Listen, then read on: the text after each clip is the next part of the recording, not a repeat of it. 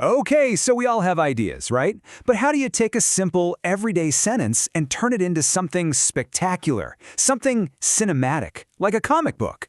Well, today, we're going to break down the master key to that exact transformation. So check this out. This is our mission. On the left, you've got a super simple sentence. I go to the market. Standard stuff. But on the right, that's the same idea, totally transformed into this high-impact, futuristic comic book hero. So the real question is, how in the world do you get from this to that? Here's our roadmap for today. We're going to walk through the exact set of creative instructions. It's kind of like a master key that unlocks this whole process. We'll start with establishing the world and go all the way to directing the final cut. Now, the secret weapon for this entire transformation, it's something called a master prompt. And believe me, this thing is the blueprint for literally everything that follows. So think of a master prompt not as just a suggestion, but more like the actual DNA of your project. It's this super detailed set of rules that tells a creator, or an AI, exactly what to build. This is what ensures every single piece, from the color palette to the character design, is perfectly consistent. And that, right there, is the secret to making a professional, cohesive world. All right, so the very first thing this master prompt does is set up the entire look and feel of our world. And this isn't just about making things look cool, it's about creating an entire universe that has its own set of rules. And you gotta notice how specific the prompt is, right from the get-go. It doesn't just say comic book style. No, it's a fusion. Marvel meets futuristic tech meets comic book. That one line sets an incredibly ambitious and honestly a crystal clear creative target. Then, the prompt breaks that vibe down into actual actionable rules. It demands a full comic book aesthetic, bold lines, 3D elements, and a high-contrast neon color scheme. But it goes even further, specifying things like depth, shadows, a signature glow, and it even asks for the suggestion of motion in still images. Now let's see how this actually applies. Remember that source text about Sam, the English learner? Well, with these rules in place, he's no longer just some guy at the market. He becomes our hero, fully rendered in this dynamic 3D futuristic style. The universe is built, and now he's got a story to tell inside of it. Okay, so we've got our universe, but how do we build the story? Well, the prompt defines a super strict structure for every single slide. This is where that consistency really becomes king. Every standard slide has to have these three things, no exceptions. First, a bold 3D title with a neon glow to grab your attention. Second, a few punchy bullet points, and each one gets its own little 3D icon. And of course, the hero graphic, our main character or a key object, right there, front and center. And this just perfectly illustrates the power of that structure. On the left, we have the raw info from Sam's story, but on the right, we've got the transform slide.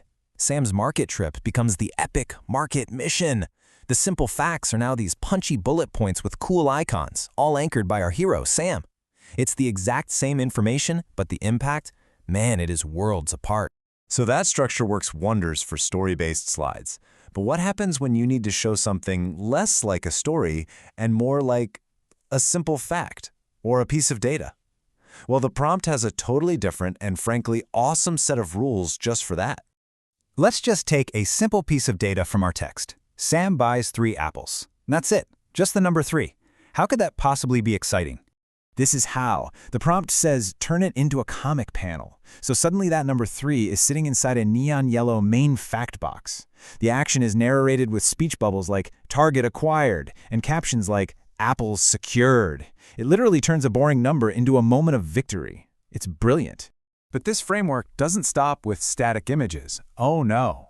The master prompt also acts like a director, giving explicit instructions for video and sound to really complete that cinematic feel. It actually specifies a list of high-energy, comic-style transitions to move between scenes. You've got your super-fast whip, a sudden flash, the classic slide, an impactful pop, and the dynamic zoom burst. Each one is designed to keep the pace up and the visuals exciting. And, you can't have a comic book movie without sound. The prompt calls for specific, high-impact effects to punctuate the action. A whoosh for movement, a zap for impact, a boom pop for a big reveal, and even a rising sound for a neon glow effect. And to tie it all together, the prompt even suggests the perfect audio backdrop, some futuristic synthwave or epic tech beats. This makes sure the soundscape totally matches the visual universe we've so carefully built.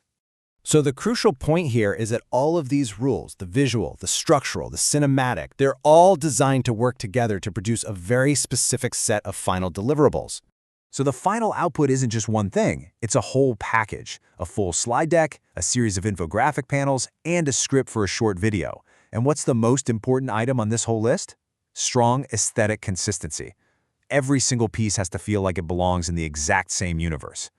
And that, right there, is the key takeaway. This incredibly detailed, almost restrictive set of rules doesn't stifle creativity, it channels it. By giving you a rock-solid structure, it frees you up to focus on making something truly spectacular.